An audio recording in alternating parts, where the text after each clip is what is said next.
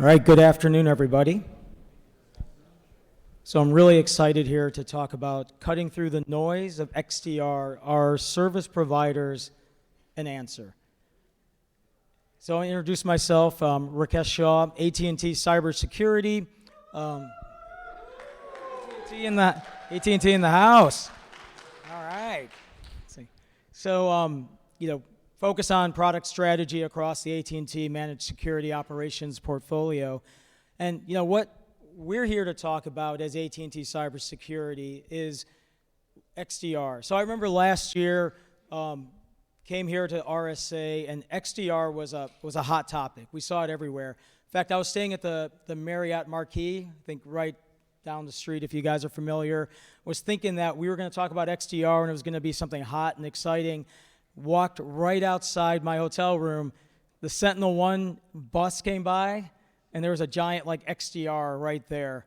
And then you started walking around, and you see XDR everywhere. And I think 2022 was kind of the real introduction of extended detection response and those technologies. I think 2023 is a little bit different, right? We're seeing it kind of move from being new technology to, okay, let's figure out what exactly is this and how do we operationalize that.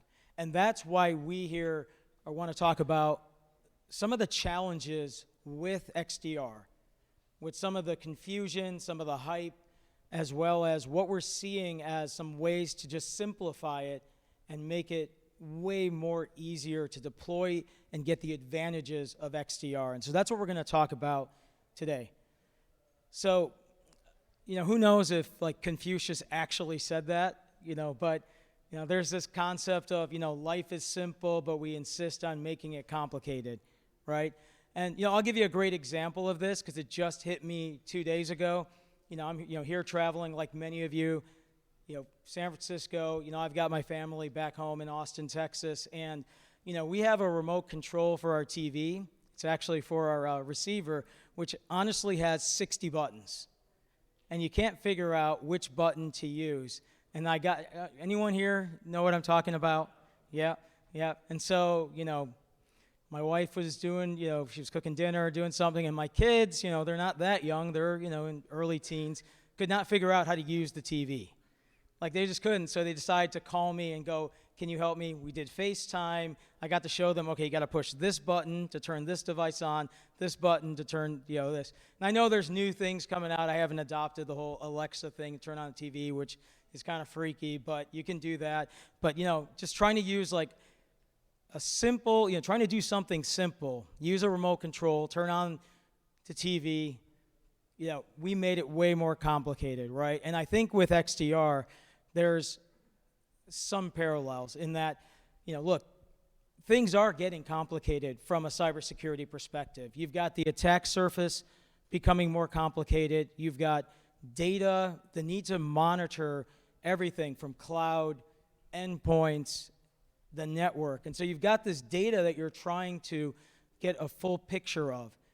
And then on top of that, what you're looking for is you're looking for those risks and those challenges and those different parts of your threat in your attack surface in that environment.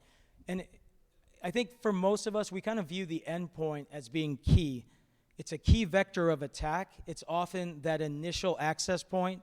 We know that endpoints are growing, and I think we all know ransomware in the last 2 or 3 years has exploded and continues to be a major threat. And so when you talk to, and this is a survey that we did, you talk across industries, attacks on user and endpoint devices continue to grow, right? So again, you've got this complex surface, you've got the endpoint, which is the target in many cases, or that entry point for an attack. And then if you look at industries like manufacturing, finance, and retail, all greater than 65%, they really do view the endpoint as one of that entry points and a real threat, or a point that could be exposed, for an attack. So you think about kind of that landscape, you think about the complexity, and what we're trying to do, and why I get to this idea of complexity and trying to simplify that. I think with XDR, the idea is to take what used to be very complex, very disparate, different technologies. And a lot of this is driven by a lot of the innovation that we see here at RSA. Like, I think if you look out, like just in the last year, I don't know if anyone heard this, 38,000 people are here. Is that true? Did somebody hear that? There's a lot of people here at RSA, right? It might have been, I think a lot more than what I've seen in the last, year, and then pre-COVID, even before that. So you see that explosion of people coming here, and a lot of it is that there's a lot more interest in cybersecurity. There's a lot more vendors. There's a lot more technology. And when you start introducing all this innovation and all these new vendors and all this technology, it's hard to bring it together in a simplified view, right? Complex to manage, too many point products, lack of visibility. So the challenge is you want to take that remote control, right, with 50, 60 buttons, really hard to use, and you want to make it as simple as, Alexa, see if that works. No, it doesn't trigger anything. Can you turn on the TV, right? And that is what the promise of XDR is. Take all of that, provide visibility across the attack surface, better, faster threat detection and response. So it's this concept of taking complexity and trying to make it simple is the heart of XDR. Now, we're doing this because we have this incomplete picture. And I think the other part of that is we know this is a challenge. It's been around for a while. Again, last year, 2023, was a year that XDR started becoming more, of a topic of conversation. We started seeing a little bit of that hype. And I think because of that now, there is some confusion, right? And, I think about some of the hype technologies out there, like an Oculus. I don't know, how many people here own an Oculus? Just curious, VR. A few people. You guys use it a lot? Because I tried it with my kids, and I used it for like a, Christmas Day, and after that, it's just a pain, right? Hard to use, in my opinion. There's some of you maybe, real, fans of the Oculus, but very challenging. But I think the hype was there, bought one, and ended up really not getting any value, and there was a lot of confusion with that. And I think that XDR is kind of in a similar path where there has been a lot of hype and there is some confusion. And so kind of a question to the audience, and would like a show of hands. I'm going to give you two options, option 1 and option 2. Okay, and would like you to raise your hand on each one and wait till I say both of them, and then please raise your hand. Kind of informal poll around, is XDR, number 1, extension of EDR, or number 2, a product suite from a single vendor? And so that's the question. So I guess number 1, how many people view it as an extension to EDR? See a good number of hands. And then the second answer is product suite from a single vendor. See a few, maybe a little bit less there. So it kind of mirrors what we heard when there was a survey that was done. This is actually not our survey, but I think came from IDC. And what we learned was that 55% of respondents, I think pretty much parallel to what I saw in this room, there might be a little bit higher here, view XDR as an extension to EDR.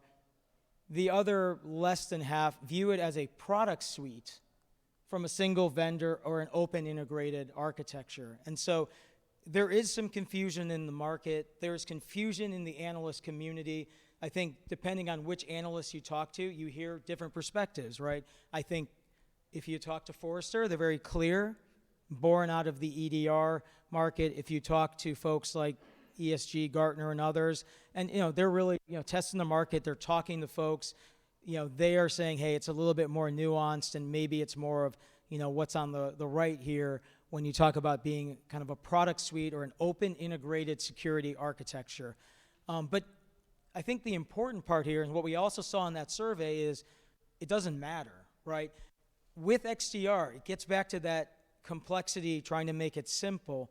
What they're trying to do is they're trying to focus, and I think like many of the folks in this room, on security outcomes, right? And so by using XDR to supplement kind of the existing technologies, existing investments, that's where they see the value, if it leads to security outcomes. So that's really the key here, again, is trying to simplify some of the confusion here, some of the hype, and I think with XDR, we're not there yet, right? I think there's two kind of parallel stories. one born out of EDR. It's, the endpoint detection and response, the CrowdStrikes, the SentinelOnes. Some of it born from, I think, legacy SIEMs and folks that are approaching it differently, like Splunk, like Sumo Logic and others, and like AT&T Cybersecurity. We're kind of coming at it from that perspective. And so I think that there is that confusion, and right now the focus is how do we try to simplify that? So with the confusion, you would think that, you'd get less traction. But, I think as I mentioned with XDR, 2022 kind of got, the hype was out there. People were talking about it. I think it's really transitioning to being more of like, okay, how do we use it? And what's that technology? Again, trying to cut through some of that noise. And so XDR is growing. And part of it is that, number one, it's about extending telemetry and getting that centralized visibility, right? Getting that complete picture of the attack surface, understanding where threats are coming from, whether they come from the network, the cloud, the endpoint. Trying to understand that is absolutely the first pillar, I think, of any XDR, whether it's, from the endpoint, whether it's a more broad, open view. Number two is integrating threat intelligence and having security analytics. A lot of it driven by machine learning, AI capabilities. It's a huge part of it. So if all you're doing is taking the data, putting it into some, repository, data lake, that in itself may give you more telemetry and give you a picture, but it doesn't give you that ability to really understand what the threats are. That's why threat intelligence, security analytics, ML, being able to find the real threat by pulling in all that telemetry is key. It's why XDR is important. It's more than just the legacy SIEM. It's the ability to pull that all together and then automate, orchestrate the workflows and the process. And so you take those three pillars, right? The ability to take the telemetry, integrate the threat intelligence, put novel ways, again, ML, AI, another hot topic here at this RSA, being able to use that to understand what the threats are. From there, you have an automated, orchestrated process, workflows to then address that threat. The end goal of all of this is to increase the efficiency of security operations and analysts to make their lives easier, right? Taking those disparate tools, putting them all together, correlating threat intelligence, analytics, and then giving you that workflow. And again, with XDR, like a lot of this you can do with EDR, right? If EDR is your foundation, you can do that, and that's great, right? But I think you need the cloud, you need the network, you need all the other telemetry, even assets, vulnerabilities, understanding the attack landscape, all coming together to give you that single picture. And so that's why I think XDR continues to grow, continues to become more and more of a tool set, and again, supplementing technologies that are out there. We talked about the hype, we talked about some of the confusion, and I think, a lot of us who've come from the vendor space do think that a lot of times technology is the easy button, right? Those of you who are familiar with this, I know it's been around, it's been a few years, right? But there's that, was it Office Max or one of them, had the big easy button, and you hit the button, and I guess, reams and reams of paper are sent your way, really exciting stuff. But, the easy button for security has never been there, right? And I think this is key with XDR. So the technology promise is there, a little bit of confusion, but then trying to make it really easy is the goal of XDR, and that's not going to happen very easily. So, if you kind of think about it, with XDR, you got to take a step back, right? The technologies, the integrations that we're doing in XDR are complex. This is not taking just log data, sending it somewhere, putting it in a repository, and calling it a day, right? That's easy, right? And I think we all have technologies, but those of you who are security practitioners, you have ways to get log data, to store it, to get that intelligence. You can even get threat intel. You can get all that, put it in one place. But I think that's not really going to give you the solution, right?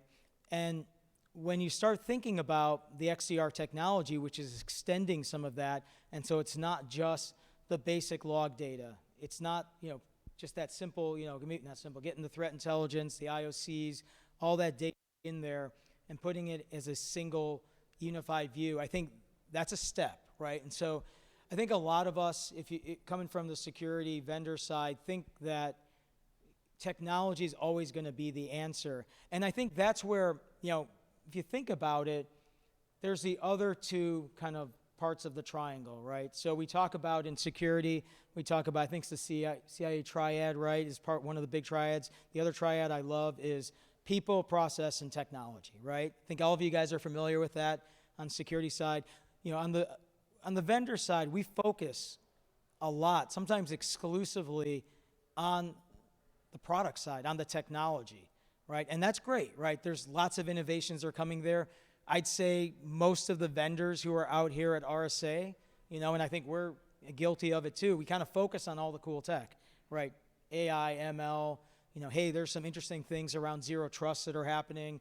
Hey, let's talk about, some of the new attack surface management technologies are out there. Let's talk about, just all these new technologies that we're throwing out, and just, it's interesting and a lot of it's cool, right? And we want to talk about technology, but when you start looking at the different, elements and you start saying, okay, here's technology, but what about people and process, right?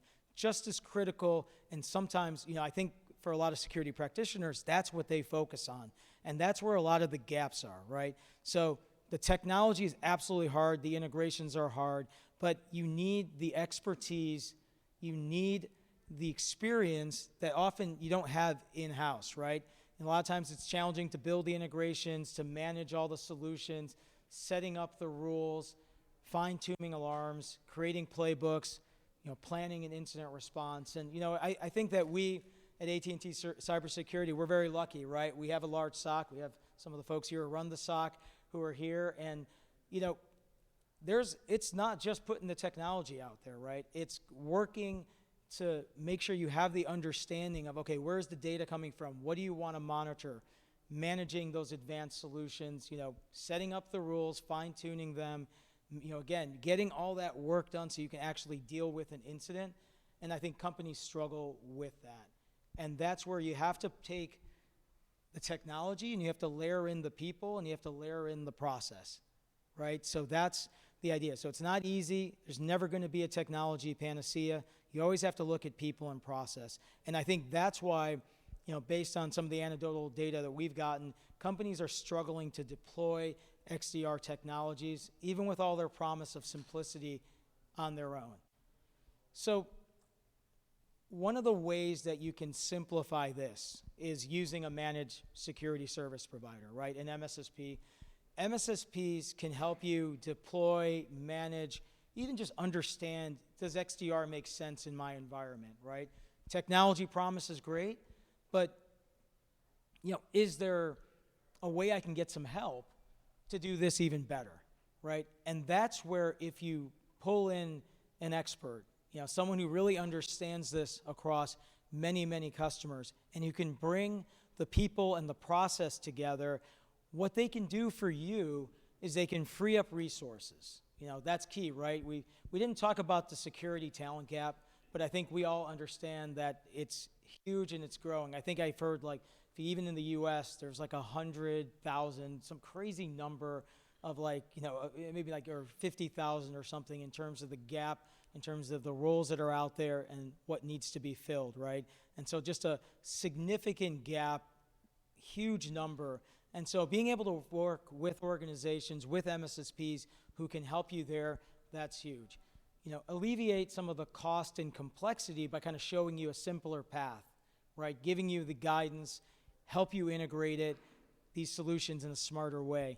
Training, knowledge, experience, bridging those gaps, becoming extensions of your team rather than, hey, I think there's a little bit of this idea that when you look at an MSSP, it's like maybe I'm outsourcing the work that I want to do, and it's not outsourcing, right? I think anyone who has a very successful relationship with an MSSP absolutely goes into it viewing it as a partnership. It's co-managed. How do we do this together better, right? And that's a lot of, I think, the theme in security. It's the RSA theme actually this year, right? Is stronger together. How do we do that? And I think that's a big part of it. And so you start going down that wheel and you say, hey, I need some help with, support, right? I can't support it. Maybe I can do it partly in-house, 9 to 5. But then if I want to have, off-hour coverage or weekend, maybe I'll talk to an MSSP, see if they can help me with that. They bring the technology expertise. They'll understand the different XDR technologies. And I think this is, you take all that, and I think the most important thing that a service provider can bring when you're having the XDR conversation is they're a trusted advisor, right? So you're looking at the technology. You need the help with the people. You need the help with the process. Take that all away. In the end, I think having a trusted advisor is probably the most critical thing in terms of having a successful XDR deployment. So again, stepping back here, right? We've got the challenges, the confusion. We know that there's a lot going on to kind of bring all these disparate technologies and all this, promise of all this great innovation together, right? XDR is meant to be that solution. The challenge is it's hard to do it, right? There's no easy button. So I think finding ways to do it in a more intelligent way, stronger, smarter, kind of getting the MSSP to assist you, kind of seems like a no-brainer, right? There's a lot of value there. So now we're going to talk a little bit about what can you do in terms of how do you engage a managed security service provider? What should you be asking? What are some of the questions you should be, asking them? What are some of the things you should be thinking about as you evaluate them? I think the most important thing, and I think, again, we think a lot of it in terms of technology, but I think, for you as a security practitioner, technology is about getting to an end goal. So I think the number one thing you do is you have to be selfish, right? And what we mean by being selfish is start about, what are your security outcomes? What are you trying to do? Are you trying to reduce your risk exposure? Are you trying to communicate risk, right? And, I was talking to a few customers, a few weeks ago, and it was a really interesting discussion because we talked about a lot of the risk reporting and stuff that's out there, and what, this person who's director of information security at a pretty large healthcare company told me, it's great, a lot of the reporting we have is about, here are the vulnerabilities that we found. Here's the ones that we remediated. Here's the alerts that we, went ahead and addressed, and, here's potentially something significant we found. Great. What that person told me is that they put these charts together for all of their peer organizations. The first thing that happens as they put that information up, everybody's eyes just glaze over, right? If you're not in technology and security, you don't care. You don't care about assets. You don't care about, vulnerabilities. You don't care about your risk. You don't care about, the alarms that you found.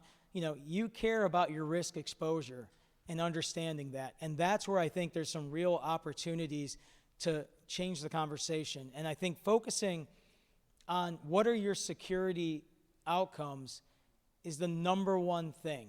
So, many of you, especially if you're in an information security organization or an IT organization, that's why you're working with all of these technology vendors, right? XDR is just a technology, right? And that's where the MSSP can come in and say, okay, let me figure out, based on your security outcomes, what we can do to help you. Again, go back to that wheel we just showed you.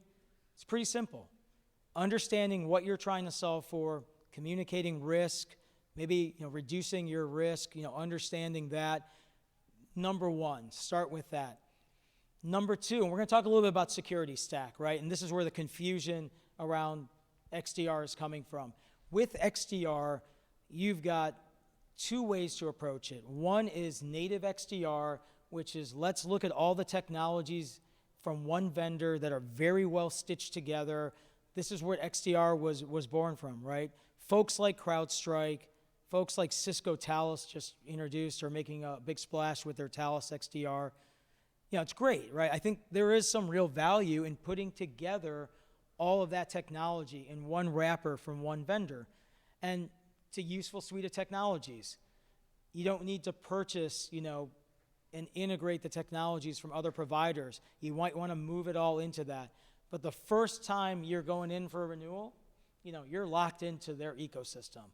And maybe that's okay. You're a shop where you're like, we're a Cisco shop, we're a Fortinet shop, we're, go through the list, Palo Alto, and you see the value of making it simple and working with them. And that's something you can discuss with your managed security services provider. They can help you with that. The other challenge, though, the challenge with a native XDR solution is they may be missing pieces of the puzzle, right? And sure, they'll be acquiring it, they'll be partnering, but they may not have the best-in-breed, API protection. They may not have the best-in-breed email protection. They may not even have, any sort of, fill in the blank, right? So there's a lot of innovation out there. Can the native XDR stacks that are out there keep the momentum going and get all those technologies in there? It's a hard thing to do, right? So that's number one. The other part of the other kind of side of the equation is OpenXDR. OpenXDR is a little bit different, right? It's like looking at your existing security investments and stitching it together. There's no need to do the rip and replace. You have that ability to put all those pieces together and get that same value of a native XDR. But you can only do it up to a certain point, right? That's going to be hard to do, via APIs, via all that.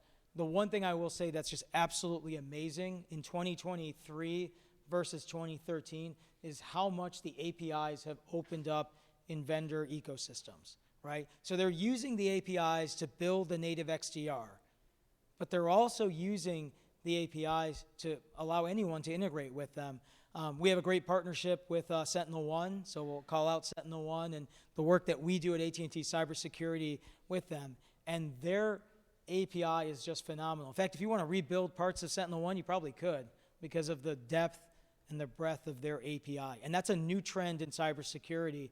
And I think with OpenXDR, you have the ability to leverage that trend and take advantage of that. Pluses and minuses, in the end, OpenXDR will never be as stitched together as a native XDR solution. So if you're all in on like Cisco, go look at Cisco Talos XDR. It makes sense. But I think for many folks who have multiple solutions, have already invested, it makes a lot of sense to look at, can we stitch these together in a very strong integrated fashion using OpenXDR? So that's the promise of that. So don't have to do it all on your own. Talk to your managed security service provider. See if they can help you. Trusted advisor is key. They'll give you some guidance. They'll look at what you have. Start with that. I think the other thing you want to look at as you're starting to look at this, you're talking to the MSSP who can help you with this, is go talk to the vendors and understand their roadmaps. If you're going all in on an XDR strategy with fill-in-the-blank vendor, right, whether it be a CrowdStrike or a Palo Alto, and that's great. Go do that if that's your decision, but go deep and understand the vendor integration roadmap, understand what they're going to be pulling into their XDR platform, and you can absolutely work with your managed security service provider to help bridge that conversation. And there's some real value there. So again, work with them. And then lastly, and I think a lot of times we think of the managed security service provider as focused on this, but I think they're much more than that. Support for deployment and management, that's part of it. But again, I think when you're working with them, especially with complex technologies, trying to solve these problems, think of them as a trusted advisor first.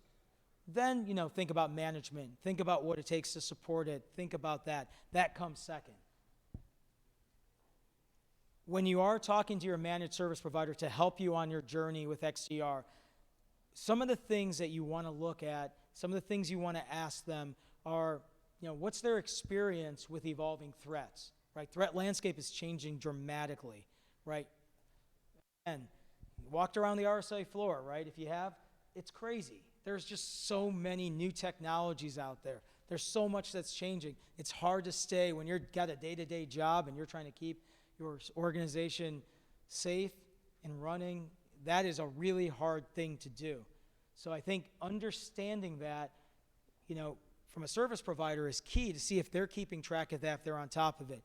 What's their expertise across the security tools? What are they doing to stitch it together? It's pretty amazing what some MSSPs are doing to simplify that and bring those solutions together and make it easy for the end customer, right? For the enterprise, for the organization, for the SMB. So I think it's important to ask your service provider partner that you're evaluating, what's their expertise? Do they collect threat data from single sources? Do they just trust one? Do they have a broad set of threat intelligence? Do they really understand what's happening in the threat landscape? That ties back to number one.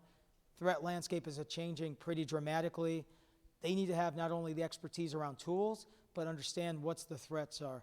And, I think this is probably pretty straightforward, but a lot of times you're using them to augment your security organization. Do they offer 24/7, 365 support? Pretty straightforward, but ask them that. Do they do holidays? So go through that. These are just some simple things. You can go a lot deeper in each one of these categories. If you want to talk about their expertise around security tools, go into subcategories and go deeper. But I think, again, MSSPs can help you on the journey, can help you take advantage of the promise of XDR, but you have to evaluate them and figure out which is the right one for you. The role of XDR is key, right? More efficient, more effective. Let's streamline the chaos that's out there with all these threats, the chaos of all the tools that are out there, simplify it. And I think the promise of XDR is not going to disappear, right? It may turn into something totally different. They'll take the X, put something else next to it. You never know. Like we put the managed XDR, but everybody's got the acronyms here in security, right? So it's going to be changing. But the promise and what it's trying to do to streamline security operations is not going to change. It's going to always be there. But it's going to be complex. It's going to take resources. It's going to take investment. And I think the reason why we think there's this marrying of the XDR complex technology with cutting-edge managed security service providers is being that bridge and helping you unlock that value. The end goal is security operational outcomes. Before you do any of this with an MSSP, know what you want. At least have an idea of what you want.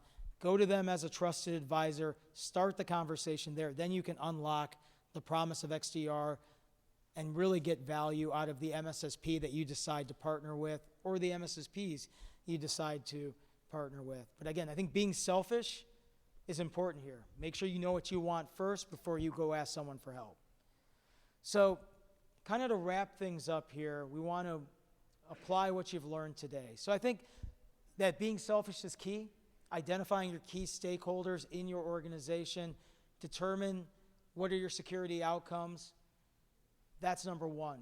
From there, the next thing you can do in the first 3 months is understand your security stack, right? We talked about technology, potential data sources. Start that conversation around open and native approaches. I think that's key, right? Having those conversations.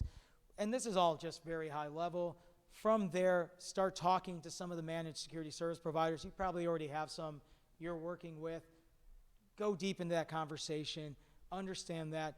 Put some of your requirements based on what you look at your technology stack is, as well as, more importantly, what your security outcomes from, and try to then talk to them as we just mentioned, and then evaluate the proposals and find the best ones for you.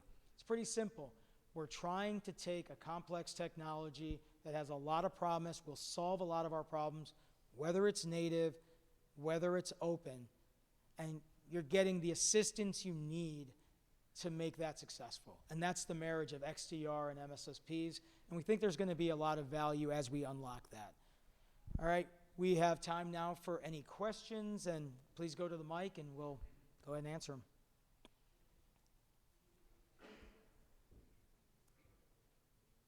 It's got to be one question. Softball. Come on. See, someone's tempted. A question here. Yes. Hi, I'm Sapan. Yeah, come around. Yeah, this will help. Yeah. Sure. So one thing I am a bit confused about when we talk about XDR, if it is an extended version of EDR or consolidating all the logs and then doing more further better correlation of or threat management. No one talks about NDR as a component which would also feed somehow either into XDR or eventually also come into the picture. We talk about EDR being extended to XDR, but where probably we lost NDR in between because we also want to understand the lateral movement until, of course, the endpoint is impacted, which we'll get through with an EDR solution. But to detect that, we need another kind of solution now. NDR is one, someone calls it NDR, maybe tomorrow it is MNDR, whatever, I don't know. But how do you deal with that? Yeah, I think the question's around network detection and response or cloud detection response, and I think that's a absolutely great question to ask, and I think that's a huge part of the long-term XDR strategy, right? I think, there's a lot of other things that are kind of getting pulled into XDR, whether it's identity, whether it's, again, cloud data, or what we're seeing here with packets and the network. And I think, I think in the end, XDR will need to pull all that in. I think you're absolutely right. And that's why I think the more open architecture is probably the better approach in the long run. But that's a good point on NDR. Yeah. Any other questions?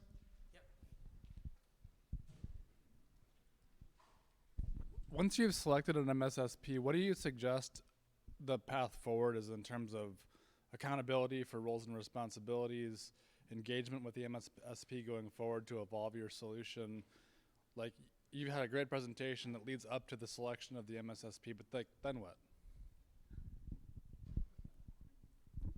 I see a number of folks here, including the person who runs, at least at AT&T, our SOC and has the engagement there. I think it's a great question, and then kind of in the day two and what happens next. And I think a lot of things to look at, and we can go deep. Whether it's when you're working with the operations folks, what are the rules of engagement? What's the response process?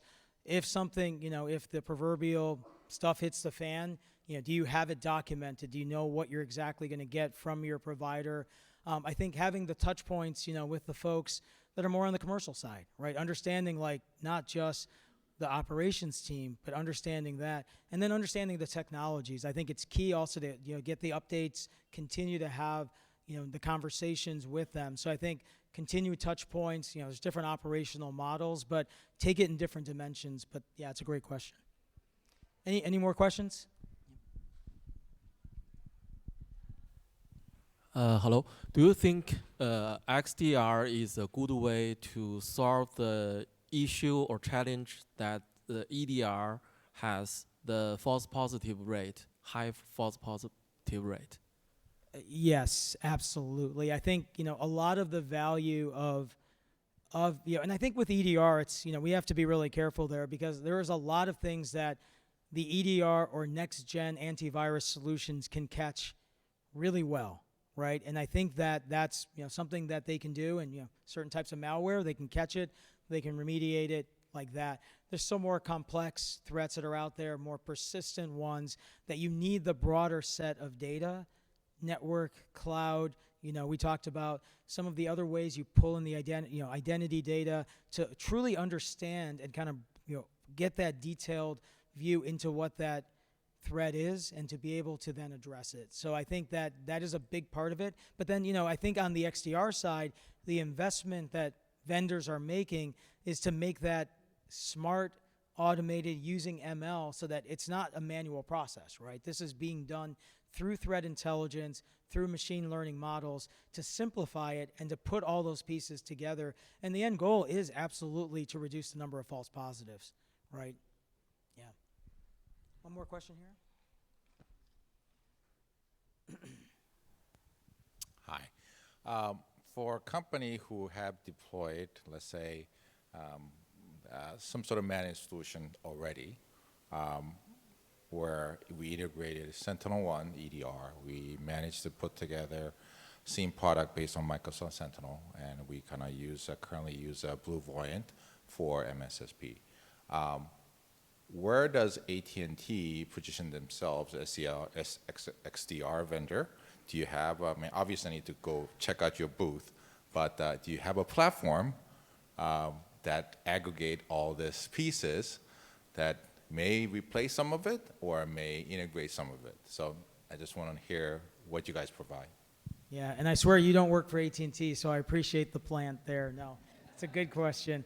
No, this is, I think philosophically, we do believe in the open XDR strategy.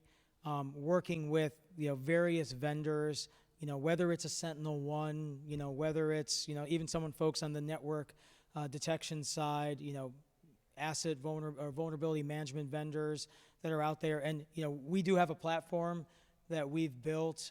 It's based on the Alien Vault acquisition in 2018, where we put all those pieces together and give that single view, provide the analytics and the threat intel, and then the ability to respond. So, just to do the plug here, yeah, that's a technology that we've invested in and we continue to invest in. And I think a lot of the MSSPs either are themselves or they're partnering with folks. But I think for the most part, if you're going to be a true MSSP in 2023, you have to have a platform. You have to have your own way of doing that. I think that's kind of the future. It's a good question. All right. Thank you everybody for your time.